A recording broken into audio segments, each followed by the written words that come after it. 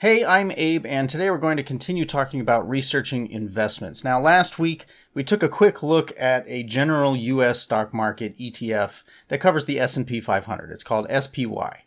We Googled that to see what information came up and what we thought of that. So clicking over, this is what we were looking at. And again, this video was recorded on Tuesday, September 8th, after the markets have closed. So this information is dated. And so you can see here, looking at one day, it was a bad day. We picked a little bit of information out of it. We saw the stock price or the ETF price.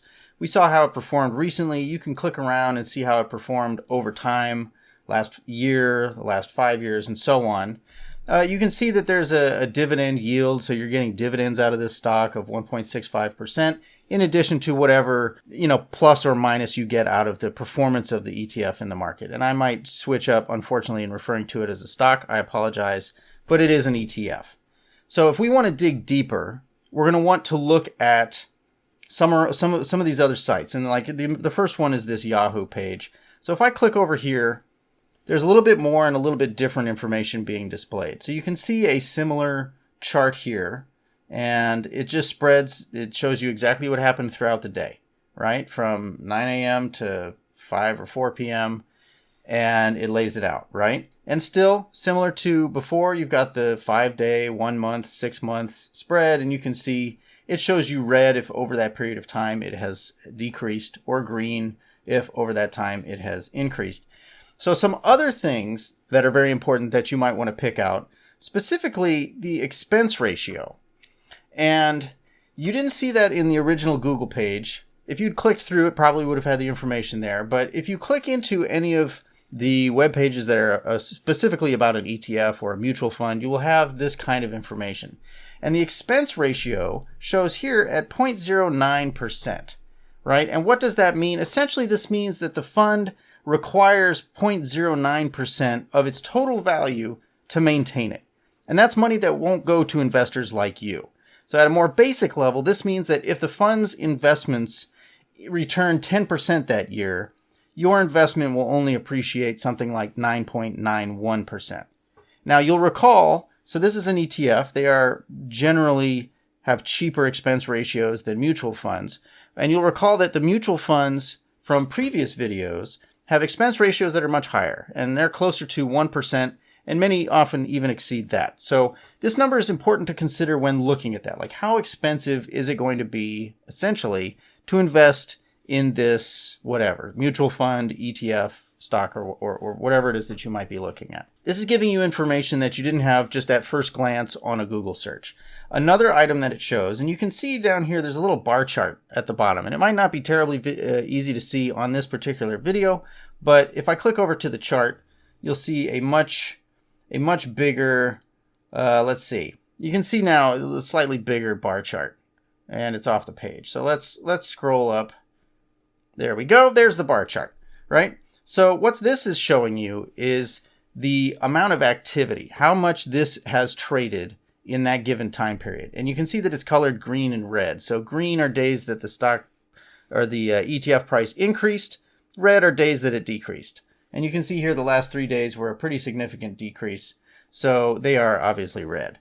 But if you zoom out and you look at a larger view, you can see and gain a little bit more understanding of how people trade this, right? When it drops, there is a lot of activity. You can see spikes whenever there is big movement or volatility. This is people responding to the action of the market. And that's interesting. That's something that I don't know exactly what your takeaway should be for this exactly, but it is a point of data that they are providing to you here. Now, a third source of data that I often turn to is Morningstar. Now, I'm a paid subscriber, so some of the information that I'll scroll down and show you very briefly is only available to paid subscribers. But a lot of this basic information that you are probably going to be looking for initially is available to all free and just guessed accounts. You'll note that the expense ratio is not just 0.09%, it's 0.095%, that there's another level of accuracy here on Morningstar that is not available elsewhere. And one of the things that I really like is if you click on the full chart here, that over the given period of time, not only do you see how it performed visually, and you can, pick and choose, but you also see the percentage over that period. So over the last month, the S&P has gone up 3.8%. That's still pretty damn good, considering we lost a huge amount over the last 3 trading days. Over 3 months, 10%. 6 months, 9.46%. So if I want to do some form of analysis, and the kind of analysis that we're talking about is to perhaps think, okay, I want to invest in SPY, and I want to compare it to some of my other investments. Like, let's say I'm invested in Apple, right? Just to pick one off the top of my head. And now we can do a little bit of comparison by saying, all right, so we've got 1 year selected. That means this little band right here is covering 1 year. So I can drag that band around and say, what happened in the year 2015, right? January to October. How did it perform? How did this SPY thing that I'm thinking about investing in perform compared to Apple? Well, in 2015, SPY, the S&P, was up 5.8%, but Apple itself was down 7%. Okay, well, that's actually really good information. So this has, at least in this little window, moved in the opposite direction from some of my other investments, and maybe that's a really good thing to know. Or maybe instead of 1 year, maybe I want to look at, let's say, 3 years, right? And we're going to drag this back. Hopefully, yeah, there we go. Give us a bigger view here. All right, so we're going to look at 2007 to, there we go, 2007 to 2010.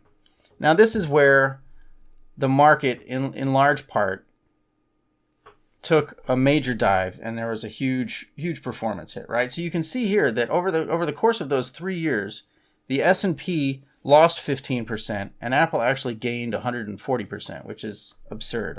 This is interesting information. But my point being is that you may want to pick a point in time where the market did very poorly, and then see how what you're planning on investing in, how that performed, right? And then you want to see how, maybe we want to look at the following 3 years to see how it recovered. Did it recover well? Did it recover well compared to the other options that you're choosing between? So if we were right here, if I were looking at this and trying to decide whether to invest in SPY or Apple, and this is a bad example because Apple is an individual company, and I probably wouldn't recommend doing this, but if I were trying to compare these two nonetheless, I would see that in the recovery phase of a depression or a recession, Apple fared far better than SPY, right? And in the actual downfall of it, Apple also performed incredibly well compared to the S&P. And that's information that proves useful. Well, what about the tech bubble? Oh, it looks like the data is not available. So these are things that you'll run into, right? As you're doing research, you can look. And if we want to look at let's say the last 3 years. Looking at the last 3 years, the market has seen a lot of volatility, right? And if we're comparing these two as options, through that volatility, the S&P or the SPY has gained 40% over the last 3 years, which for almost any other situation is a pretty good return. And Apple, also ridiculously, gained 180%. So comparing these two and saying, if you're looking forward and you're saying the next 3 years, and see, again, takes us back to the time horizon conversation that we had, where if you're looking at investing for the next 3 years, and you think that the prior 3 years is a good comparison, that the last 3 years are going to be similar to what the next 3 years are going to show us, then you can use some historical data to try to inform your investing strategy. So if you think the last 3 years for both of these investment options, whether it's a company or the market as a whole, if you think the next 3 years is the same as the last 3 years, you can look at this and you can say, well, this Apple company, whatever they do, they seem far better equipped to handle that kind of market than the S&P is. So maybe I should put my money in Apple instead. I'm just walking you through. And this is why I like this, because the information that you may be caring about more, this percentage return, is right here in your face. 180%, 40%, done. You don't have to do any math. You don't have to think about it. And then to even go further, Morningstar and I think Barron's and a few others offer ratings. All right, so up here, they rate this ETF 4 stars out of 5, and they personally give it a silver medal rating. Now, the bronze, silver, and gold here on Morningstar are its own form of pulling them like the high performers out of the crowd, right? And you can see that silver, there are things maybe marked silver that have 2 stars. It's sort of a, you have to really dig into it to fully understand all of their ratings. In addition, as a subscribing member, the sorts of information you will be able to get is they'll do analyses on the processes that the managers of this ETF run. They think they have high, that they're rating it as high and effective processes.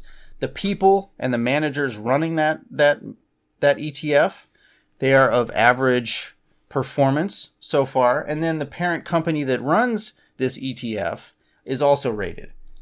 And then they do full analyses of these. So there's a summary. They discuss process to go along with their rating, people, parent. They talk about the price, the performance, what the portfolio is made up of, and an entire analysis that if you're really interested in investing in this, you might really care about.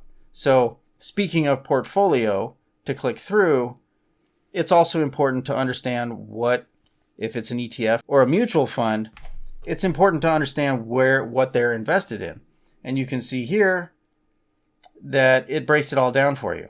The sectors, what percentage of their investments are invested there. There's rating for sustainability, carbon metrics, and its top holdings. So you may see now that this SPY actually is invested in Apple. So whatever money you put into SPY, it's like you're investing almost 7% in Apple, almost 5.7% into Microsoft, Amazon, Facebook, Google, Berkshire Hathaway, and so on. So it's good to know that if you invest in this, to go back to our chart, if we're comparing it to Apple, we now know that if we invest in SPY, we shouldn't also be super invested in Apple, because we're essentially just investing even more in Apple. So what are our takeaways? Our takeaways are that there's a ton of information out there, and the way you use that information is what will set you apart from other investors, and the ways that you can set yourself up for success in your long-term investing strategy. So to start with, these 2 videos, this one and the previous one, are kind of a quick look. And I've walked you through some of the things that I look at when I look at investments. We did a little bit of comparison there at the end. You can use these tools to evaluate your own investments, whether they're ETFs, mutual funds, bonds, or bond funds, individual stocks even, although I wouldn't recommend investing in individual stocks. But whatever it is that you're looking at, this is a great way to gather data, analyze it, compare it to each other, to across different time periods, to research, and to think about these things critically. If you've learned something today, go ahead and hit the subscribe button. Let me know other things in the comments that you would want to learn. Ring that notification bell so that 3 days a week when I post videos, you will be notified and you can learn whatever we are going through that week. There's a lot of stuff about personal finance. There's also a lot of just general financial literacy stuff and current events regarding around financial literacy and personal finance and investing. Thank you for being here, and I will catch you in the next video.